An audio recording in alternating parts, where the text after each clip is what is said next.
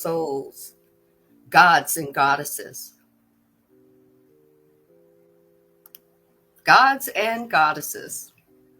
So let's go back and wrap up the language of episode 1. So as we walk through this series, I am inviting you to just listen with your mind, with your body, with your breath. That's the same today. As you breathe and sit at the seat of your soul and open yourself up to an infinite possibility of learning. You might have already heard this. This might just be just a little bit of a recap for you. Matter of fact, you might jot some notes down and send me a DM and say, well, you missed saying this and you didn't say that. I am learning how this all works for me. And as I'm learning, the divine said, teach it. This is the first time that the divine is showing me how to be a teacher and a student at the same time, because I thought they had to be separate. Right? So we're here to learn a little bit more about karma and dharma. And yes, we're going to learn a little bit more about the universal laws as well, because it's all interwoven. Welcome in everyone from everywhere, all at once and not at all. Right? So the threads of karma, the path of dharma. The threads of karma, the path of dharma. Pretty much another way to say it is separation to complete wholeness. Right? Karma is your drop-off point.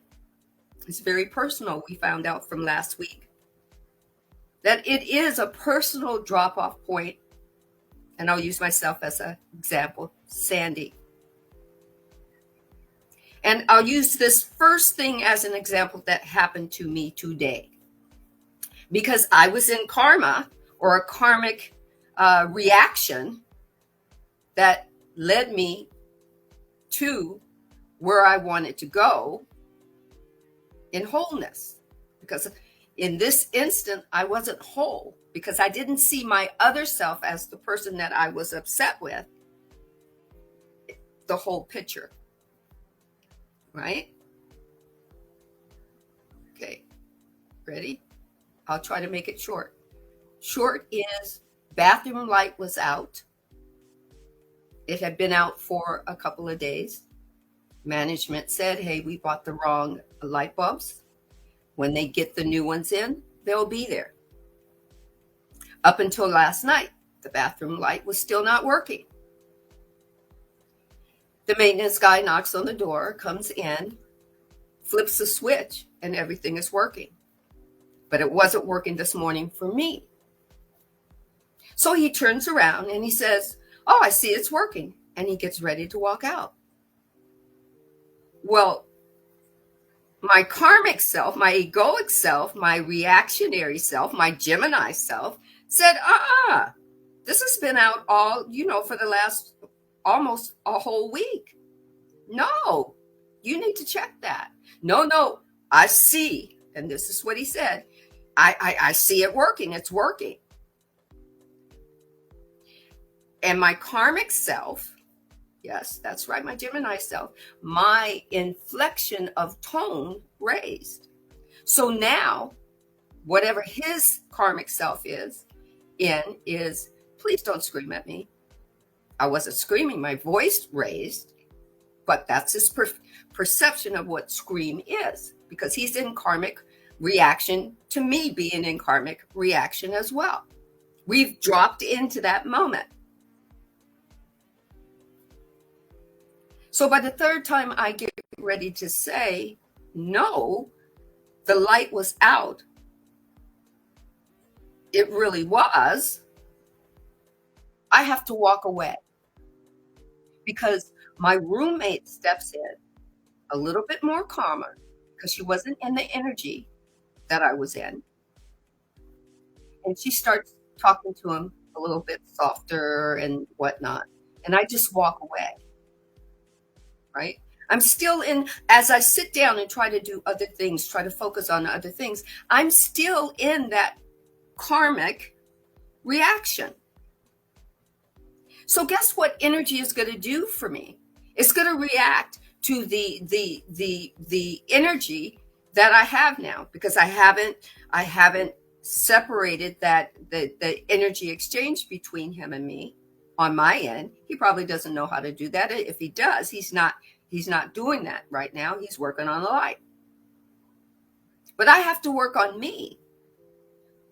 But in that moment that I sat down to start, going over things, even things for here, I was not in that energy of, yes, actually, that energy of my wholeness. I was there before I started working with them, right? So where I learned from Michael Bernard Beckwith that karma is a drop-off point for you personally. I have to be aware of it.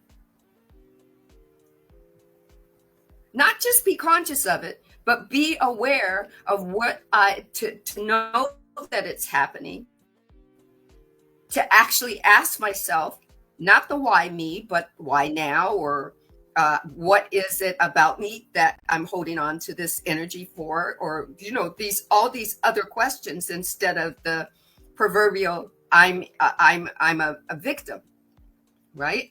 So the more I move around this morning, doing other things, watching the energy of the universe work for me based on the energy that I did not close, including that I had to restart my computer because I thought I was all set to go live. And my computer said, nope, I'm in the energy that you're in. Oh, because I'm still in dharmic energy. I'm still in the energy of conflict.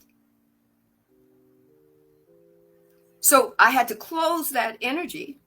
I had to use some numerology and some sitting and being in my energetic moment of Dharma. Where do I want this to take me? Well, I want to have a moment of peace.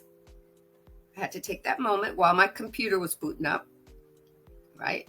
That's what a restart was.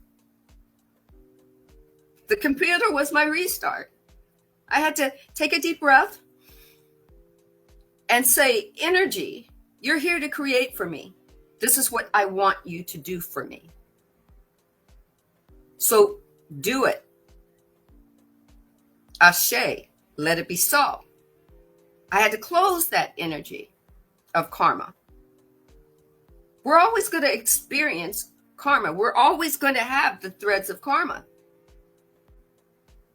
As part of how we interact with this third density world. It's how our ego is being allowed to show us the outside world. And everybody's going to have a different version, or a different definition of their egoic self. Go with whatever flow works for you. Some people say they'd rather be in no other place but their ego, because their ego will protect them. Then be there. Why? Because the divine gives you free will choice to be there. That's what third density, earth consciousness, is all about. Earth consciousness, she's not about denying you.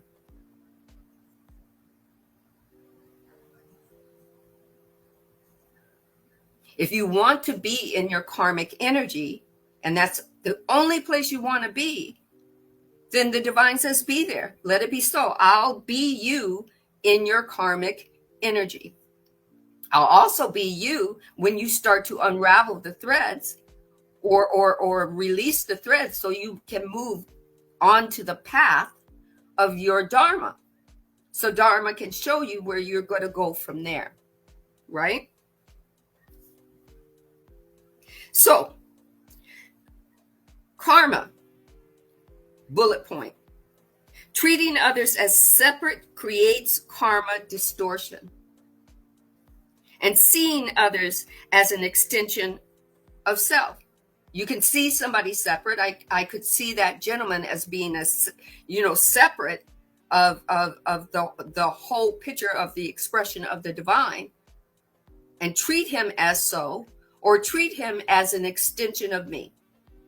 Well, if this was me and he was, if I were him and he was I, how would I want to be treated? Would I want to be screamed at? He thought I was screaming at him. My voice was raised. His perception is I was screaming at him.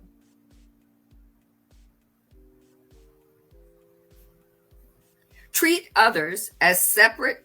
Separate creates karma distortion. Karma we were meant to have these karmic actions. If you take the drop off point as it's saying, this is about you, how do you want to change? The whole story is about you. How do you want to change? The individuals that you pick to be in the story from your higher being's perspective is about you. You don't want to deal with this situation or this circumstance with this person. Where do you want to go from here? And then when you see that other person as an extension of yourself, and I've said that along with Marcus in our ascending beyond limitations, that we have to see each other as an extension of ourselves. But because we're all expressions of the divine, we're just individual. We're just unique. We're authentically different. We're having a different story. Even if someone is sharing my story, it doesn't mean that they have to like my story as the lead verbatim. They might be there for that karmic point that I drop into, that karmic energy, karmic reaction energy that I drop into, just like this guy was. Now, I know it wasn't my ego that walked away. It was my higher being taking a moment, not pushing all the way to the front, but not pushing my ego all the way to the back, because I was having that moment. I don't want to be here. My heart is racing. This guy is trying to make me think that there's nothing wrong with the light. Maybe he isn't trying to make me think that there's nothing with the light. Maybe he just believes in that moment of perception that nothing's wrong with the light.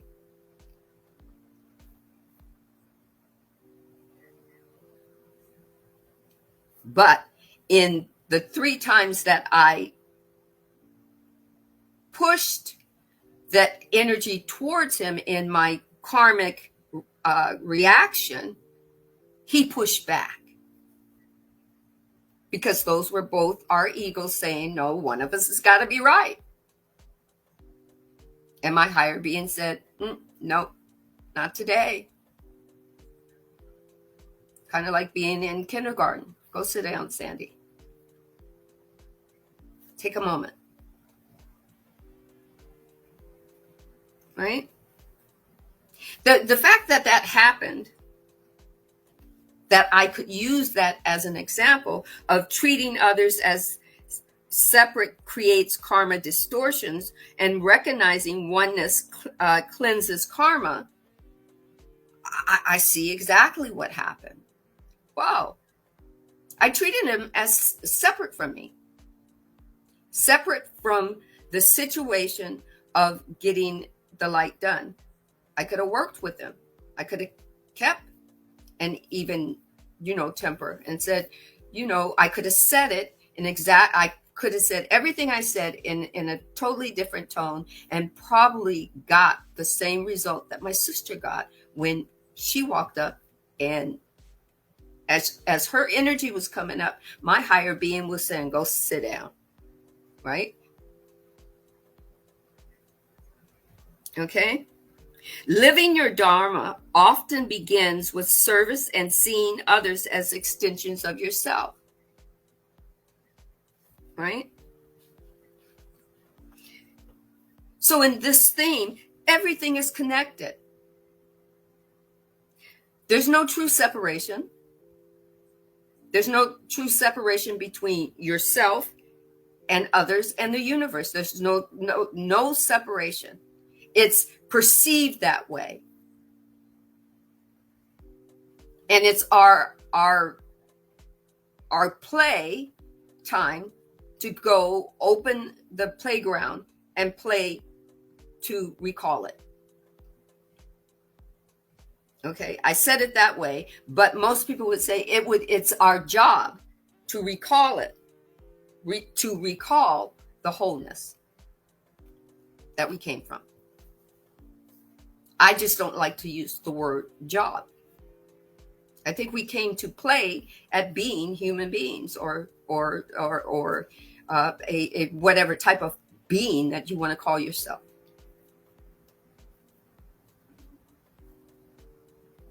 Okay. So let's give the definition of treating each other as separate creations in the distortion, so that we eventually recognize that we need to clean our karma. Clean don't mean you're dirty. It just means that you get the opportunity to change your karmic reactions and step out of it if it's not what you believe is for your higher good, or if you're tired of it replaying.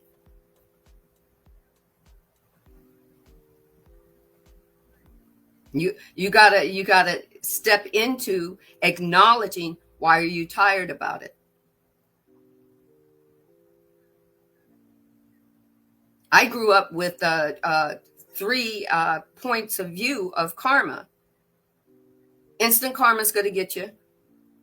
Karma's a bitch, and karma is gonna find you, and you go get it.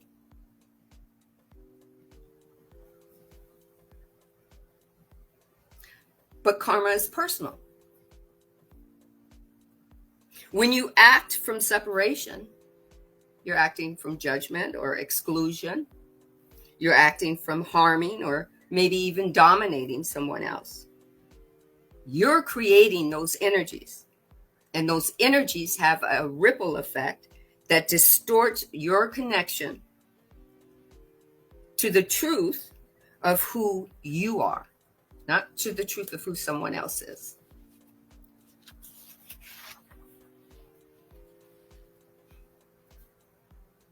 And that distortion is karmic, because it sends out the information, and the information, if it's not aligned with you, it's going to come back, and then the energy is going to reveal itself, and then you're going to go, oh, why do I feel this way, or why did that happen this way? Because it's aligned.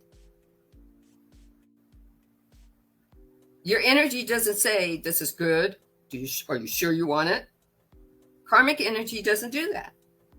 It just comes back to you, even if you're putting it out to someone else.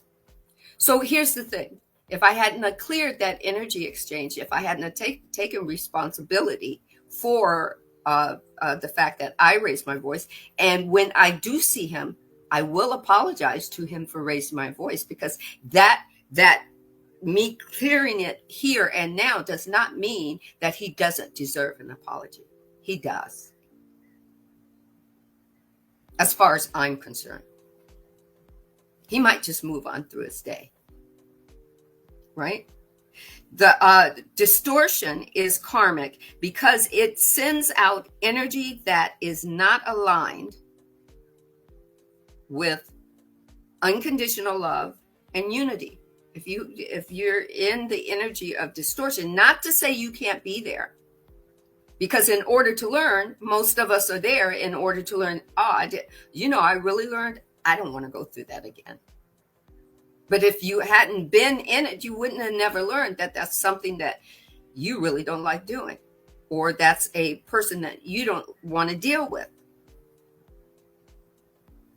We deal with the karmic threads, and as we untangle them or cut them or unbraid them, whatever terminology you want to use, it allows us to move on to a path of Dharma. What do we want that's different than what we're leaving behind? Here, what I studied was that recognizing oneness, that we're all part of the same source, can be an infinite possibility to dissolving the distortions, to clearing the cause, the karmic patterns.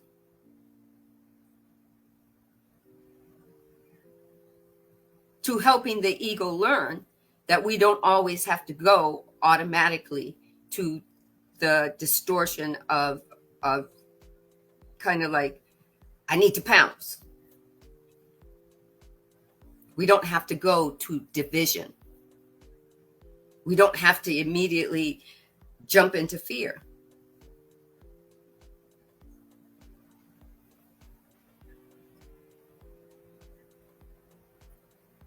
The more you treat others as a part of yourself, if I was a maintenance person and I was in his shoes, I wouldn't want anybody raising their voice to me either.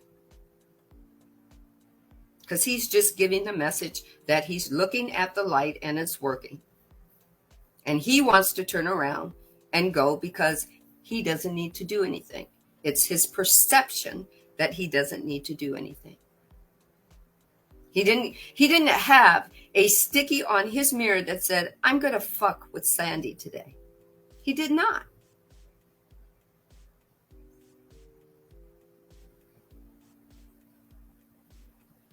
So the more you treat others as a part of yourself, the more your actions align with unconditional love, and the more you get to liberate your karmic interactions. The more you get to create your paths of Dharma. Yeah, I said it. It's kind of like you create your map as you go, right? So karma isn't just about what you do. It's about the energy behind how you do it. I could have did it better. When we act from the illusion of separation, we create ripples that carry distortion. We create ripples that carry the distortion. We create karma that binds to ourselves, binds to others, that binds to what we want to create. But when we see others as, here's this word, most people say sacred or whatnot. Sacred for me I'm still working on that. Other people can use the word sacred, so I use sacred because it works for other people. You see the sacred reflections. For me, I probably say you see the spiritual reflections of ourselves, not just you, ourselves, me plus the maintenance guy. We're having this story, not just together, but as wholeness, and wholeness being the divine.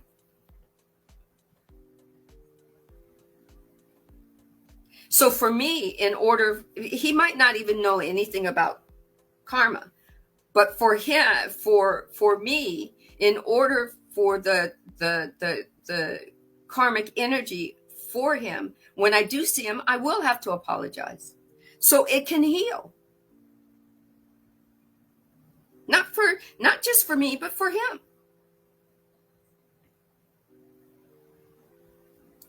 That's when karma can become medicine and not punishment.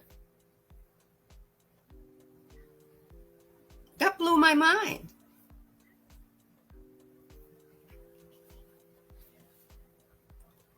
Living your Dharma often begins with service and seeing others as extensions of yourself. Yes. I said it again.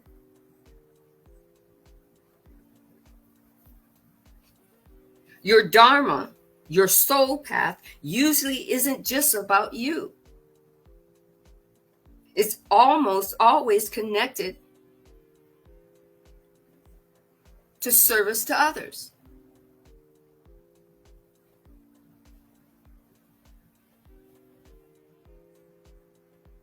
When you begin to see others not just about your story, but the fact that you can see that on the flip side of that 45 record that you're on the A side that's selling, got big numbers. But on the flip side, there's someone that's on the B side having their story along with you, and they are the lead singer on their song, and you're part of their story.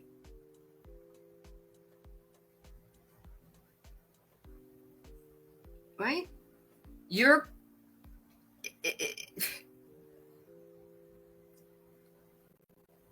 It's that balance. When you begin to see others not as them, but as a part of us, or even a part of me in another form,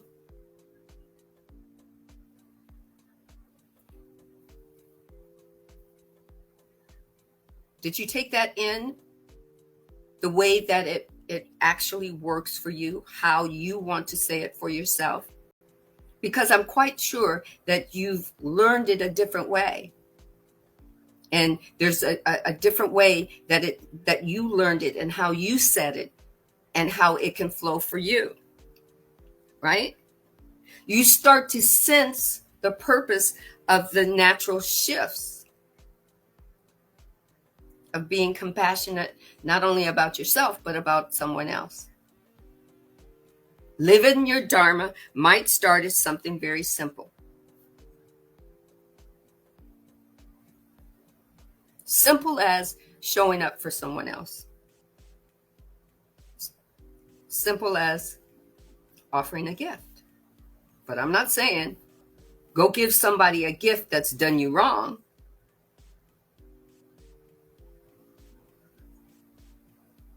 That's not what I'm saying. Because if somebody's walked into your world and done something to you, it doesn't negate that they haven't done something to you that you do not like, that did not feel good. It means that you can't orchestrate karma because they have a karmic link to the universe for what they just put out. But how you react to what they just did, depending on what it is, whether you react from a karmic energy of, I'm going to fight back, put up the dukes, or I'm going to say, how would I respond to this person saying this? Or is there something that is reflected in me for this coming, showing up now? What could I have energetically put out there? So you might not react. You might ask those questions. And then if the answer comes readily, you'll go, oh, that's why. Okay, so I'm going to respond to this person with, you know what? we're going to have that conversation later, because I'm going to think about the points that you made, and then we'll have a conversation later. Right?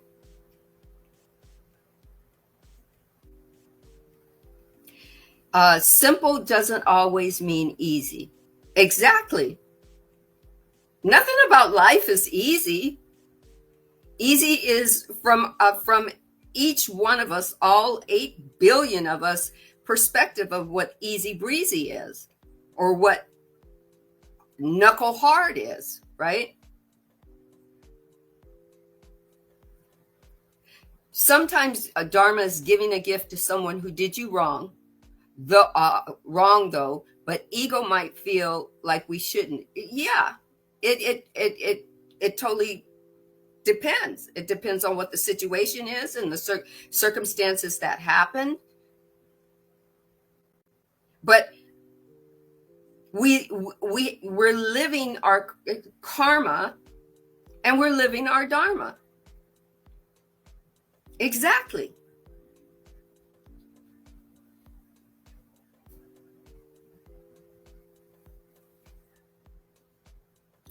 When I was studying for this, the divine kept dropping into me about service from a place of unity, wholeness,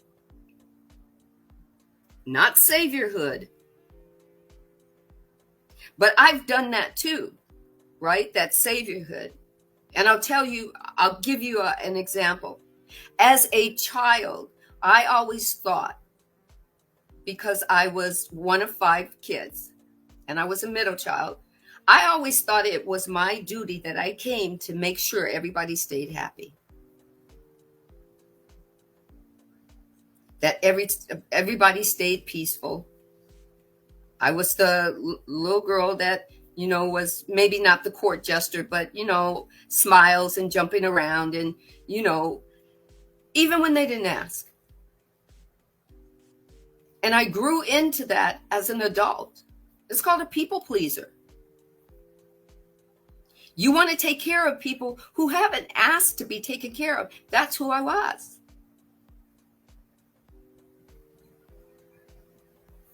Right? I believed my sense of purpose was to take care of everybody else. And within that, I lost myself. I allowed myself to be a victim to everybody else who was getting what they wanted to get at the expense of other people, because they were servicing self, which Ra says, if we're talking about what Ra says, you have the choice for service to others, knowing that you will always be taken care of and you are part of wholeness and you are serving others. Or you get to choose service to self, which is the negative polarity, at the cost and detriment to others. It's a free will choice. And here, what I learned that works for me, I don't know about anybody else, karma is only in 3rd density. It's only part of this 3D consciousness, illusion, and matrix, whatever you want to call it. It only happens here.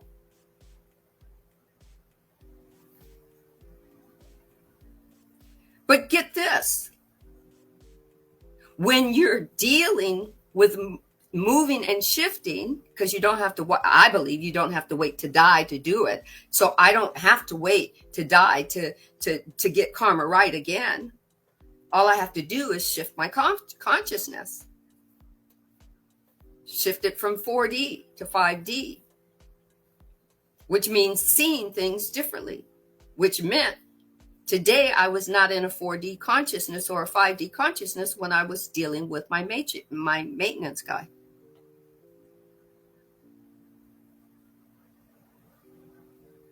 Because if I was seeing it in 4D or 5D consciousness, I would have seen the collective or the wholeness. the completeness of all. Take what resonates, leave what doesn't. This is just the way the divine taught it to me. So we'll say this again. Service from a place of unity, not from saviorhood. We don't need to go and be somebody's savior. I don't want to be your savior. I want to, as I'm teaching you, as I'm learning, I'm teaching you, and you take what resonates and you move. But I certainly don't want you saying, oh, Sandra, soul awakening is, yeah, thank you for calling me a beautiful person. Thank you for acknowledging that the divine is giving me uploads and imploads and I'm sharing them, but I'm no different than anybody else. Yes, I'm in my Dharma. Today I was very much in my Dharma, in my karmic, and actually had to slowly move to my Dharma. But when I was doing it, I was aware. I was the observer. And for a minute, my ego was like, man, you really gave him a what for? According to my ego and what it knows about me. No, I didn't. But I was close. Right?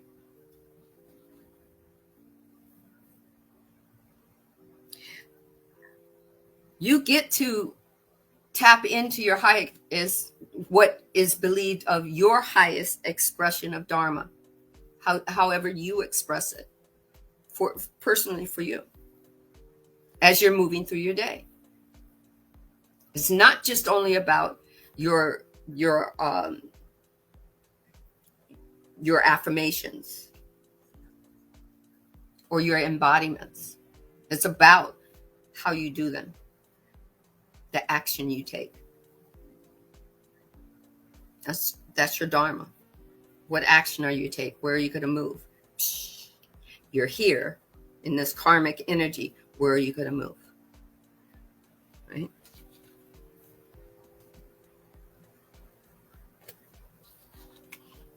We often might think as the grand mission that we have to chase.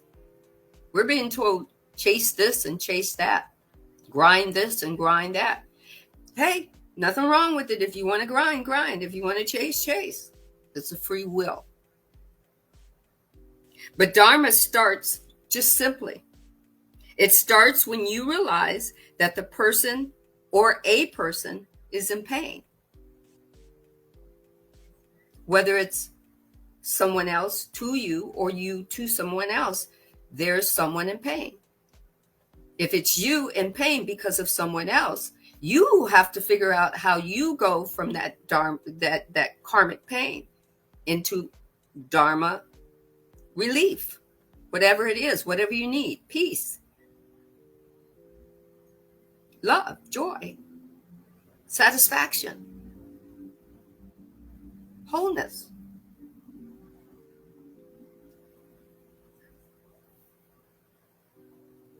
Right? You have to understand that the person who needs to be seen sometimes is you.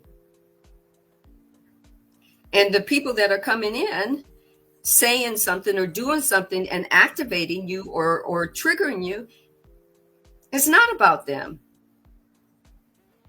They're the catalyst by which your karmic energy is active.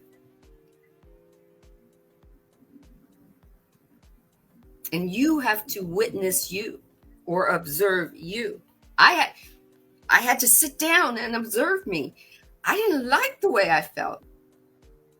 But as I was sitting down, I was still in that karmic moment. Why don't he just understand? Why do I have to yell at somebody to understand, to get them to do what they did? But I didn't get him to do what he did. My roommate had a conversation with him that allowed him to pursue on to find out what the fault was, why the light wasn't working. It wasn't me. What I pursued was that that energy exchange that allowed me to keep in my karmic moment.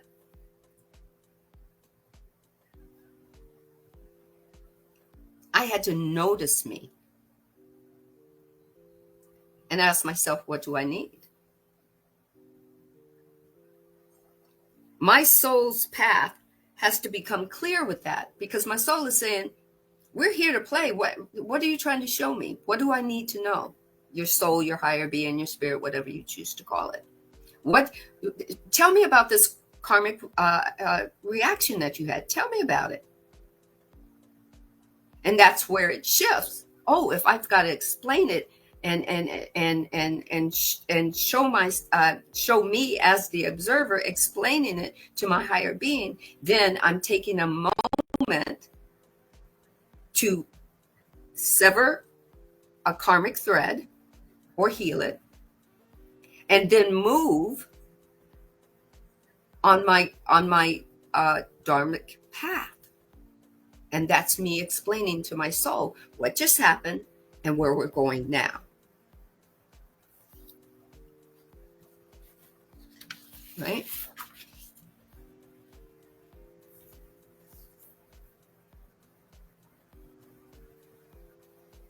It's believed that the law of divine oneness is very interactive in this. When we came into these physical bodies in birth, we were had a little amnesia, because third density does not let us recall that we are higher beings and what we came in to this gorgeous body to do. And I'm talking about all your gorgeous bodies, not just me. Right? So we have this karmic opportunity of separation. We don't readily acknowledge it. And most of the time, we're not taught it.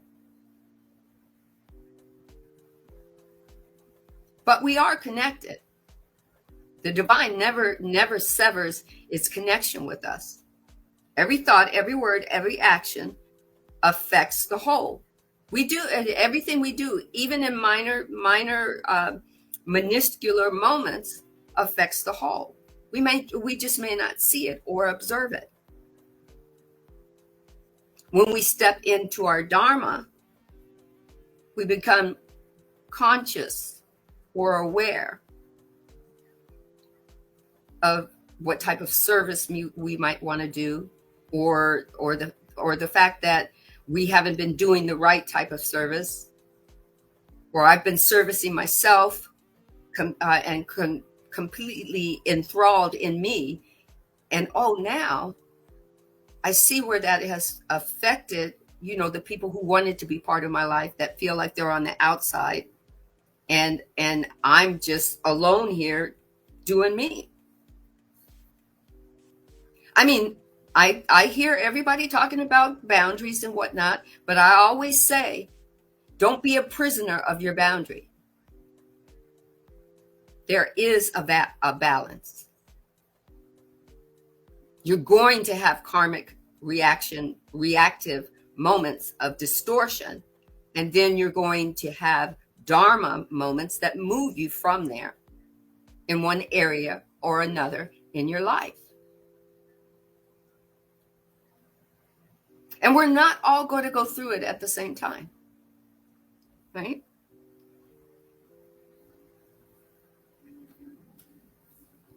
You could step in your Dharma through conscious service, whatever you call the service is, offering your gifts and your talents to others and allowing them to offer them to you in one way or another, one subtle way or another. Doesn't mean that you have to believe everything they believe. There might be, for me, there might be somebody who's very religious, but they're learning about they're learning a little bit about karma and Dharma. So they might have learned something that I haven't learned. It can be offered to me. It doesn't have to, I don't have to push it away because I don't believe like they believe in other parts of their religious belief. I can just receive it in and go, wow, okay, I'm going to check that out. They just serviced me, and I just observed them servicing me. And I repaid their kindness by saying thank you and acknowledging that they helped me learn something new. Right?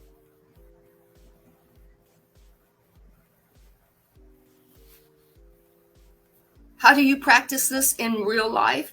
You can practice it by standing in the mirror and looking at yourself and gazing at yourself, or even at gazing at someone else and repeating. Maybe you can do it out loud if you're in a mirror, or if you're seeing someone else and you're just kind of fixated on them, you can internally say, this is another me. That blew my mind. I never thought of that. And so I tried it. I didn't do it this morning, and look what happened. You can also compassion journal. You can ask yourself embodying questions. The one that I had to ask myself when I first started learning about this is, have I really forgotten what oneness or wholeness is?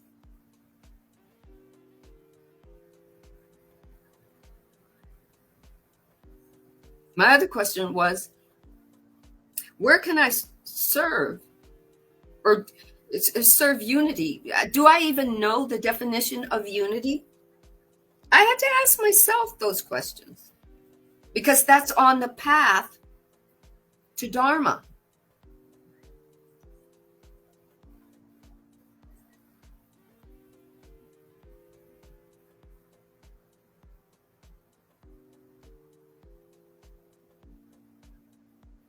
Right? If you haven't yet, practice compassionate kindness. Find out what it means to you. Say in the mirror, if I wanted someone to be kind to me, what would I want?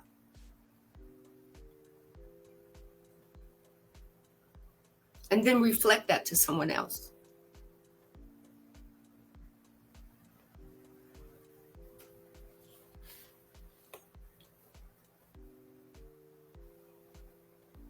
Right?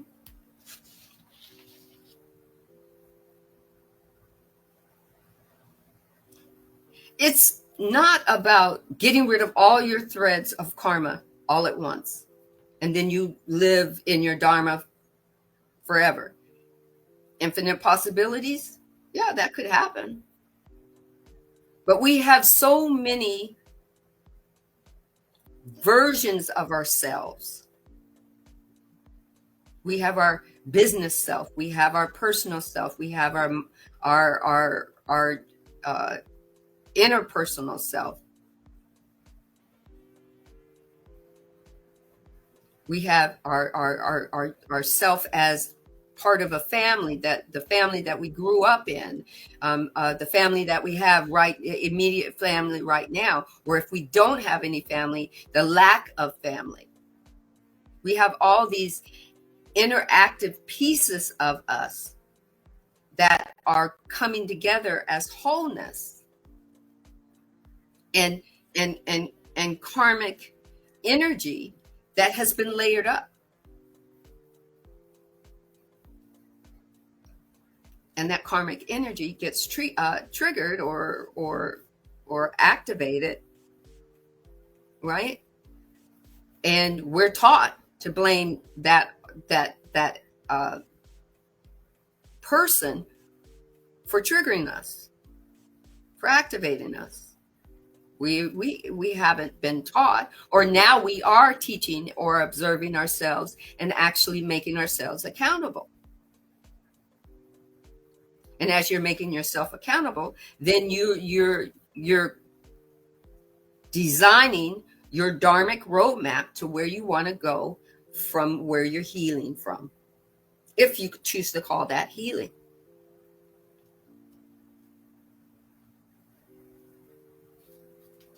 Right?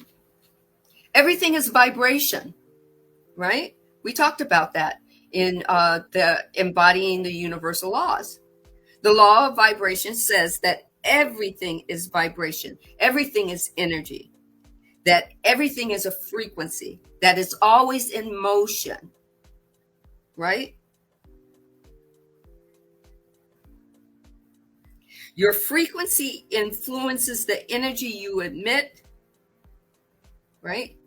I'm going to say that one more time. The frequency that influences the energy that you emit determines the karma that you receive.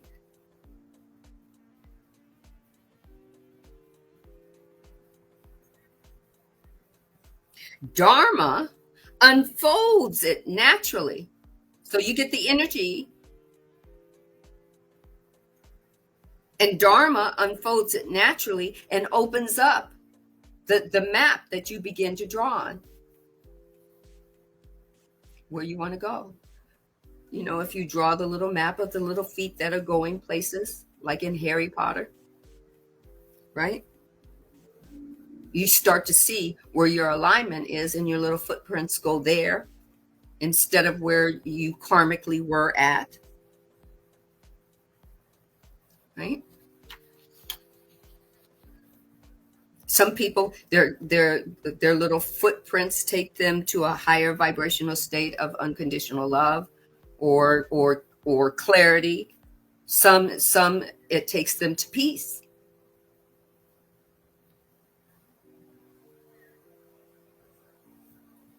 Right? Or not. Take what resonates.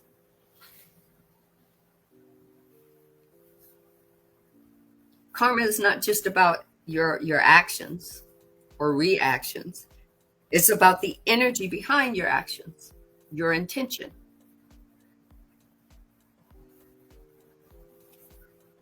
We already know that energy is vibration.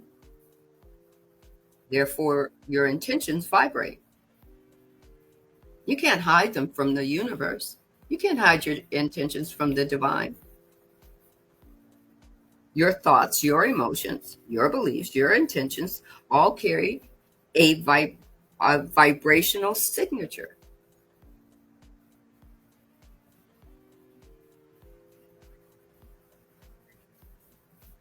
And that vibrational signature determines your karmic and your dharmic. It's action. It's always in play. It's always vibrating. It's never turned off. It's always up at full volume. Even when you're vibrating at lower frequencies, or what you would call lower frequencies. But remember, we're meant to traverse through the lower polarities, the polarities of fear and shame and anger. We're human. This is how we learn. So when you vibrate at lower frequencies, your choices and your actions often lead to consequences.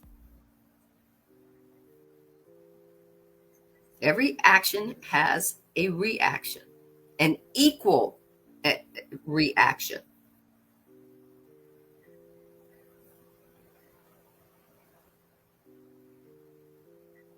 So every karmic action that I had has an equal reaction. I might get yelled at today. Who knows? Who knows in what area? I closed the energy exchange. I didn't close it for him, though. Actively. He probably has that inside his heart. So my dharmic action is that I must apologize for me.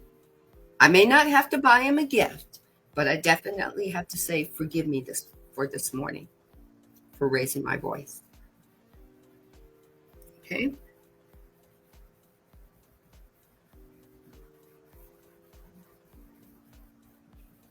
Our vibration is the engine behind karma.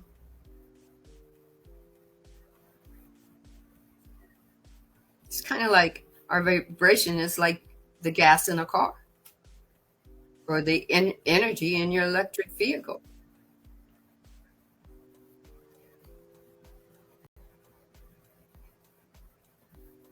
So, if we want to easily say, think of karma as not just being a response of what we do, but of who we are or who we are being in every moment.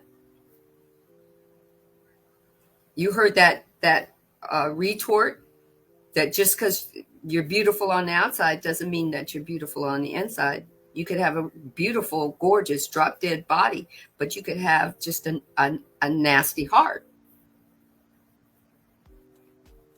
And the energy of that vibrates to you what you're vibrating now.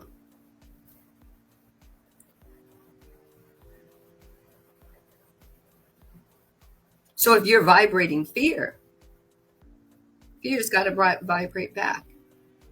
If you're acting based on fear negatively towards someone else, fear has to come back. It's karmic.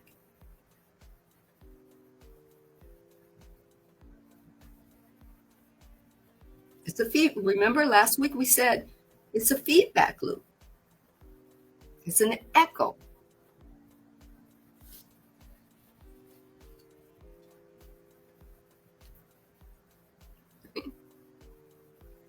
Your Dharma is your highest path for your soul. It can only be clearly seen and followed when you're energetically aligned with your truth, not somebody else's. And remember, change is all the only constant in all of the universe. So your truths are going to change.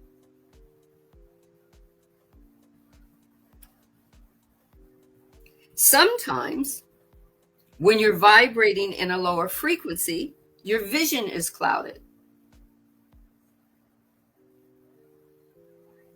And possibly you might make karmic choices from fear, comparison, or obligation. This is believed to block your Dharma, depending on where you are and if you're observing it or not. And sometimes we're not observing it. Why? Because we're in it.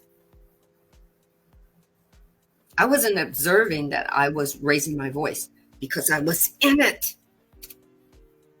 But he noticed, and I'm quite sure my sister noticed, because she came over with a softer voice. But I was in it. I was not observing it. I felt it afterwards, right? When you're aligned in higher vibrations, i.e., what we call unconditional love and peace and joy, and when you're in inspiration mode, your roadmap to Dharma opens up.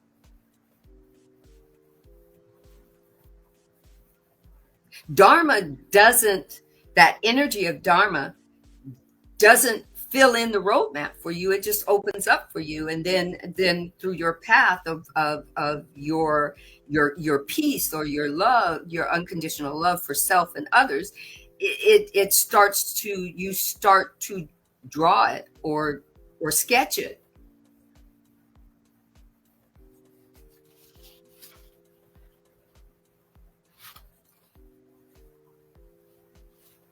These states of karmic and Dharma they're not about feeling good and feeling bad. Eventually, through us having those moments of how it makes us feel, then when we observe and then decide how it makes us feel and where we want to go from that, it's not a good or a bad. then you understand that it just is. Oh, I'm in my karmic state. I reacted and I didn't like the way I reacted. Oh, now because I'm observing that I didn't like the way I acted, now I can turn around and be in my dharmic state and open up and say, where do I want to go from here? Oh, I want to go to a more relaxed state. I want to see that other person as if it was if I was in their shoes. Because if I was in their shoes, how would I want somebody to react to me? Remember, last week we said Dharma is the gateway. It opens up to your path of alignment with your highest being, your soul being. It opens it up so that you can teach your soul what it's like to be the human version of, I'll just use myself as an example, the human version of Sandy. Because it came to be in this human body and be a human being and learn what it's like to be a human being, from the karmic role to the dharmic role.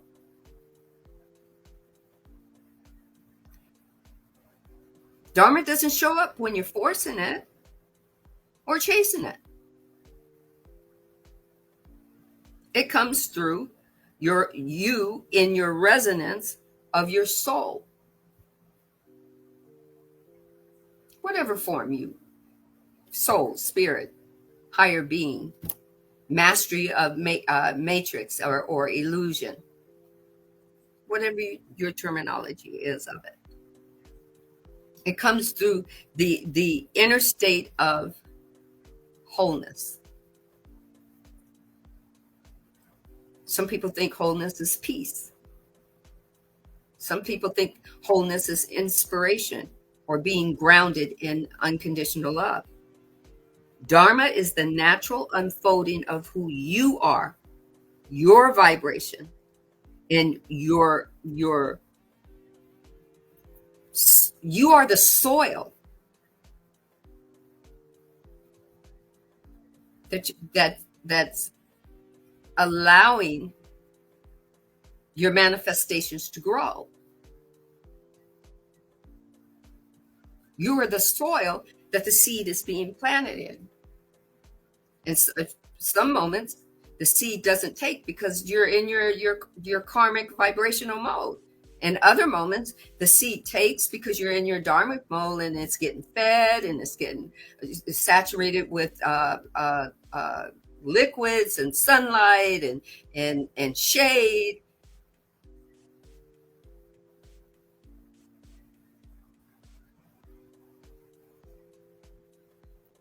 Understanding your energy is always a moment of knowing thyself, knowing when you're speaking, and what your energy is saying. And through what it's saying, what is your energy taking action of?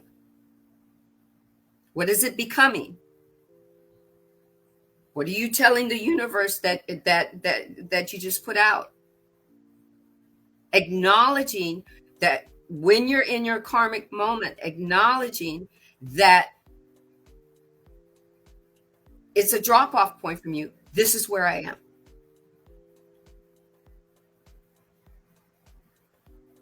And because I'm acknowledging this is where I am, now where do I want to go? If I am in a place where I dislike somebody so much about what they said or did, and I'm observing what it's karmically doing energetically to my body, where do I want to go from there? Because I don't like the neck pain. I don't like the shoulder pain. I don't like the headaches. I don't like that every time I see them coming around a corner, I just start to freak out body-wise. I start to think about all of the awful things that are happening before they're even in my realm, in my space. Well, if you're observing that, right, then you're finding out what energy do I need to be in to move from my dharmic reactions to my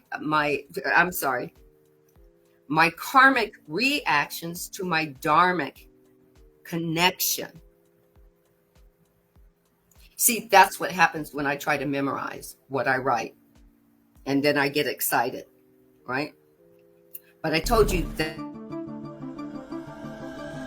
What is the difference between karma and dharma? I did not know we had a video, so I'm going to and allow that to play. Let's listen. What is the difference between karma and dharma?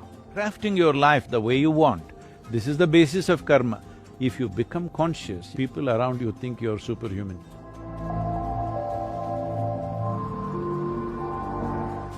Namaskaram. Wonderful to see you. You say karma is your life. It's literally means action, and it's what you are doing in this life and what you become because of it is your karma. So can you explain to people, especially those who think karma means it's a reward and punishment system made by God, versus karma is basically what you do in your life, in your present avatar or something? Sadhguruji. Well, when you say reward and punishment system, essentially you're talking about running the world with carrot and stick principle of greed and fear are the basic ways of managing people, controlling situations. By using greed and fear, you can maybe manage social situations to some extent, but every human being, with a little observation, they know with greed and fear, you will be at your worst within yourself. Neither greed, which may propel your action, and fear, which may curtail your action, both of them are not very pleasant experiences. Both of them are horrendous experiences for a human being. So, if it is only about pretentiousness, you can run the world and run your life with greed and fear or carrot and stick or punishment and reward business or heaven and hell. So I've said this many times, but it's super unpopular, but let me say it to you because I don't think you come from heaven, you look like an earthling, so I can speak to you. Yes, from the streets. So, see, heaven is probably of the many crimes that human beings have committed against each other.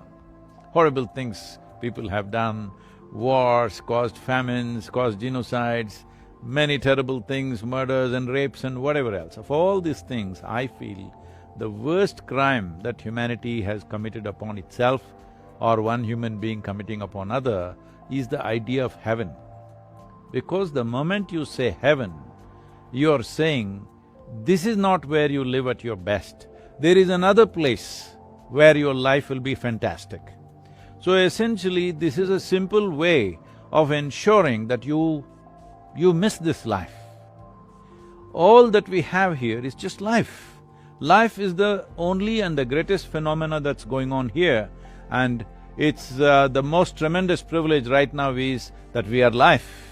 So to divest somebody of life, to deny somebody the possibility of life and say somewhere else it'll happen better, is the worst crime that you can commit on any human being. Unfortunately, it's been going on for very long. Many religions have this concept, like where you will go to heaven. I mean, if you do good deeds, you'll get to heaven, and you're saying, whatever it is, it's here. No. What I'm saying is, there was a Kannada sage called Basavanna, I don't know if you heard of him, a Virashaiva saint. He said, illi saladavaru alliyu salaraya. What it means is, those who don't make it here will not make it anywhere. Because if you are unfit to experience life here, with all your faculties intact, then you will… after you die, you will go somewhere and experience life in a fantastic way. Is a complete bypassing of life. Now, this is not about talking for or against some religion or some belief system. I'm just talking about, because you said this is not about reward and punishment. Reward and punishment in its ultimate form is heaven and hell, all right? So in that context I'm saying, it doesn't matter who says it, fundamentally it is a way of skipping life here and trying to live somewhere else better. So, if people are so sure that somewhere else life is better, why are they not gone? That's true. Yeah. Yes, everybody wants to live. So we just keep on propounding these things, but we cling to life here because somewhere the intrinsic intelligence tells you this is life. In your mind you can make up any kind of imagination you want. So karma means coming to terms with the realities of your existence, that you begin to understand that everything that you do, every word you utter, every breath you take, every step you take, every intent and volitions that you create within you has a residual impact on you. It is this residual impact that right now, in a way, you consider as myself. Your persona, for example, Chetan Bhagat as a personality, what is he right now? It is accumulation of various experiences, maybe not in its full dimension, but like the footprint of your life's experience is your personality right now, isn't it? Yes. What kind of parents, what kind of family, what kind of school, what kind of friends, what you did not go do, where you went, where you did not go, all this, experiences, not in full reality, but like a shadow, like a footprint, that is your persona. So essentially, your personality is based upon accumulated memory. Memory can be genetic, can be evolutionary, can be conscious, unconscious, articulate, inarticulate, but various types of memory makes you the person that you are. So if you are completely invested in yourself or your personality, essentially your past will rule the future. If your past rules the future, how will your future will be? Maybe slightly improved version of the past. That's right. But karma means when you understand every action that you perform, you're leaving a footprint, and that footprint is not something that you have.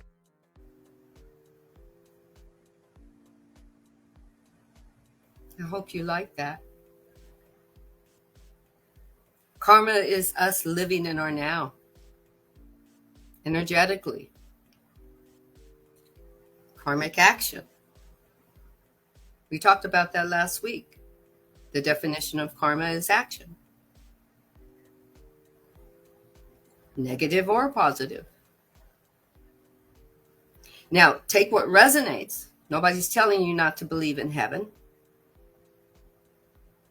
All he was saying is that he didn't believe that putting heaven first and not where we are living right now, in your now moment, making the now moment first, because that's what you're here to do. Making it first. You're here. It's okay to know where you came from, because that's the recall. Our higher being saying, yes, I remember. I came from the realm of absolute, or heaven, as if that's what you want to call it. But I came here to be here right now, to take action.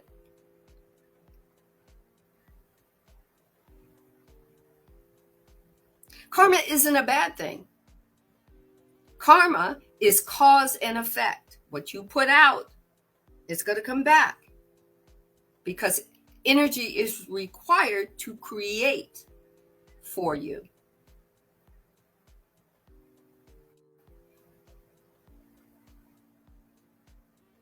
Right?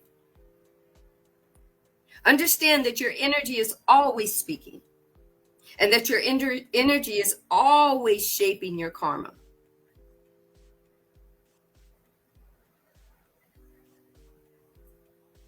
Sometimes even before you have action, based on if your egoic self is giving you thoughts that you keep thinking about. It's going and it's pulling from your past.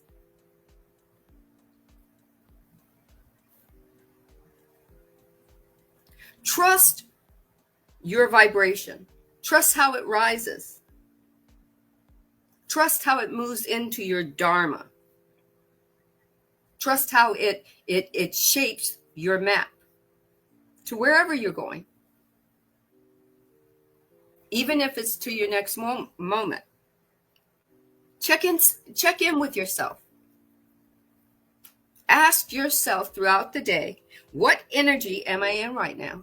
It's okay to be observant of your karmic energy. It's yours.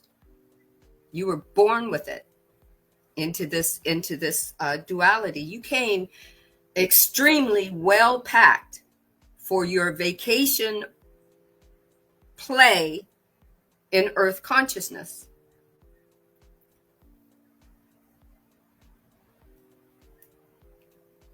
Raise your frequency through whatever rituals you want to do. It could be dance, it could be breath meditation, it could be just laughing. Some people, you look at them and any way, shape, or form, they're always laughing about something. There's always something that keeps him in a vibrational action of laughing. Or you walk around, I walk around and I hear people just humming and singing. Some people always, every time they walk outside, they've got to touch a tree. Even if they're in the city, they got to look at a bird. They got to talk to a bird. A bird could be flying through their presence, chirping, and they'll say, "Oh, good morning. Good afternoon. Oh, did you see that one? Hello." It's about when you start noticing and observing your karmic action and taking responsibility for it. Even when you're journaling, you can ask yourself, what kind of karmic energy am I in? What did I create today? How did I shift today? What did my shifting look like? You get to write it down. Maybe in a poem, or it ends up being a couple of lyrics, a couple of musical notes. Maybe you end up sketching a picture. It's action. Checking in with yourself. Nobody else is going to do that check in with yourself. Nobody's going to check in with your emotions or your thoughts or your actions or your frequencies. You attract your experience karmically and dharmically. You attract them. What you want is wanting you. What you want to attract is attracted to you. Subtle or gross energy. You have to find out how to shift it. It's part of your experience. Abraham Hicks said, use your emotional guidance.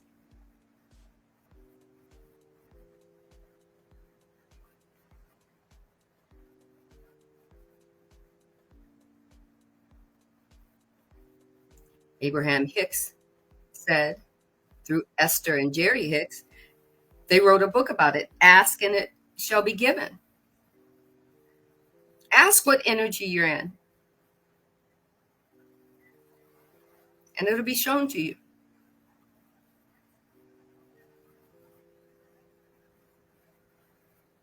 Right?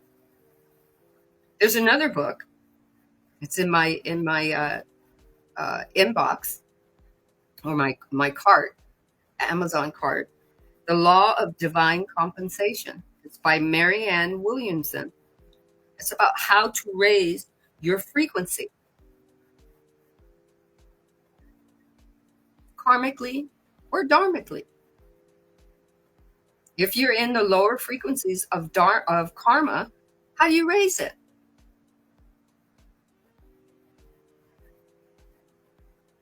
I know you have to acknowledge that it's there before you can raise it.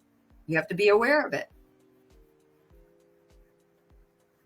Dharma and karma, karma and dharma are what we are doing right now in living in this third density dominion.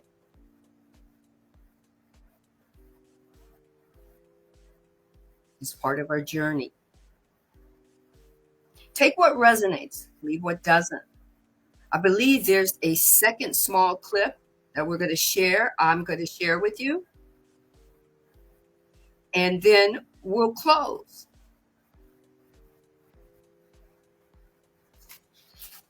Once upon a time, during the time of the Buddha, there lived a wealthy merchant named Dharma. He was known for his cunning nature and unscrupulous business practices. Dharma would often take advantage of his customers, manipulate prices, and deceive others for his own personal gain.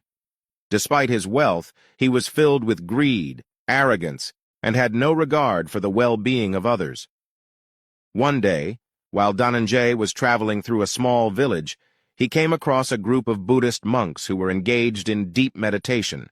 Intrigued by their peaceful and serene presence, he approached them and asked about their practices and beliefs. The monks explained the concept of karma, the law of cause and effect, and how one's actions shape their future experiences. Intrigued by their peaceful and serene presence, he approached them and asked about their practices and beliefs. The monks explained the concept of karma, the law of cause and effect, and how one's actions shape their future experiences. Deeply moved by the monks' teachings, Dharma realized the error of his ways and resolved to mend his behavior. He decided to give up his dishonest practices and dedicate himself to acts of kindness, generosity, and compassion. Over the following years, Dharma transformed himself into a compassionate and honest merchant. He treated his employees fairly, provided for the needs of the poor, and even established a charitable foundation to support education and healthcare in the community. His newfound kindness and integrity earned him the respect and admiration of those around him. One day, while Dharma was traveling to a distant city, he encountered a group of bandits who were notorious for looting and harming innocent travelers. Recognizing him as a wealthy merchant, they decided to rob him. However, as they approached him, they suddenly stopped in their tracks, struck by his aura of goodness and virtue. The bandit leader, deeply moved by Dharma's presence, fell to his knees and begged for forgiveness. He confessed his misdeeds and expressed his desire to change his ways. Dharma, touched by the bandit's sincerity, forgave him and offered his assistance in starting a new life. News of this encounter spread throughout the region, and people began to recognize the transformative power of Dharma's karma. They saw how his change of heart had not only influenced his own life, but had also impacted the lives of those around him. From that day forward, Dharma became a living example of the power of karma. He continued to inspire others to transform their lives through positive actions and selflessness. His story became a testament to the fact that no matter how dark one's past may be, the power to change and create a brighter future lies within each individual. And so the tale of Dharma serves as a reminder that karma is not a form of punishment, but an opportunity for growth and transformation. It teaches us that our actions, both positive and negative, have consequences that ripple through time. By cultivating compassion, integrity, and kindness, we can shape our own destiny and contribute to a more harmonious and compassionate world. Harmonious and compassionate world. Not just the world outside that we see on the news, on the radio. Not that. The harmonious world within. We were meant to do this journey of karma and dharma. It's a collaboration. It's a dance flow. It's the karmic threads and the dharmic paths. P-A-T-H, path. But with S's at the end of it because everyone is having one. Path.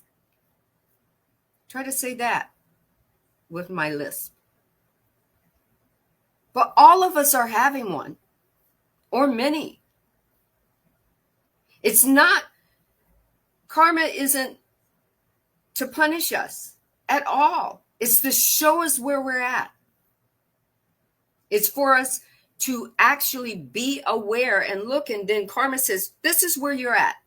This is where you keep coming back to.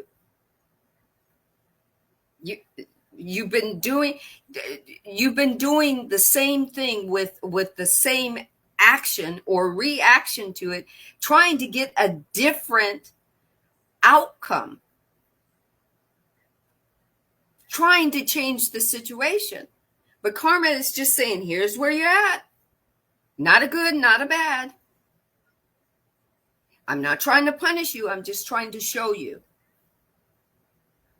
And then once you observe it and you karmically change the vibration, karma is action. You change that vibration, then all of a sudden the roadmap opens of Dharma that says, oh, where do you want to go? Take what resonates. Leave what doesn't. It's not punishment. It's just showing where you're at. Like I said this morning, karmically, I was not. I had to. It took me a minute to observe it and then to discern it. Right, and it wasn't where I wanted to be, and it's definitely not the way I wanted to treat anyone. And if I sat there and said, well, how would I want to be treated if I was the maintenance person and that was him playing the role of me? Oh, I said, well, first I got to,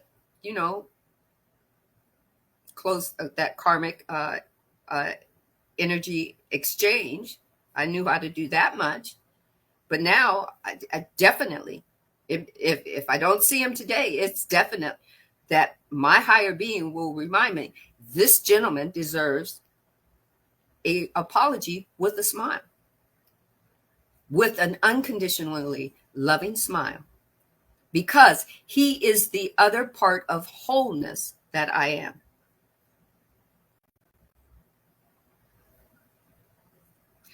Karma and Dharma do a dance.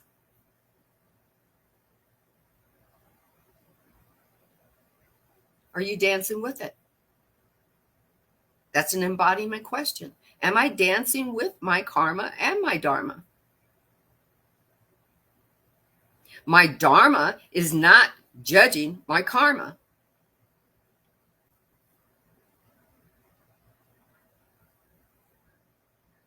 And my karma is not overshadowing my Dharma.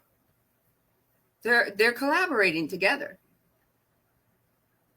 Some people just haven't become aware or acknowledge it or observe it. So with that, once again, when I was first learning about the cause and effect, I wrote this down on a card, and I'm going to read it because it was what started my path to want to understand it more. The law of cause and effect, also known as karma. I'm going to start that again. The law of cause and effect, also known as karma, I'm going to slow my roll too, states that all actions have a consequence, no matter whether we are conscious or unconscious of what we are doing. Like any of the other laws, it is its prime directive and will not change. Every specific action has a trigger or a cause with a different outcome in our lives and those around us. The law of cause and effect is a mirror of itself because it thinks you are it. The law of cause and effect forms our world around us. What we do and say, whether positive or negative, will come back to us. Take what resonates, leave what doesn't. There are many, many ways that you have learned about the law of cause and effect, about the spiritual law of karma, about Dharma and how you can interact with it, how you can dance with it. And it's all about how you choose to use your tools from within. Know thyself. Ask yourself some embodying questions about your karmic now moment, about what you're observing.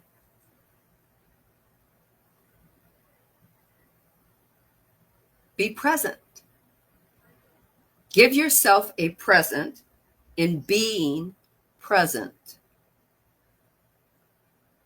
So, with that, I say unconditional love and light to you, wholeness and balanced love to you. Live karmic and dharmic and in wholeness.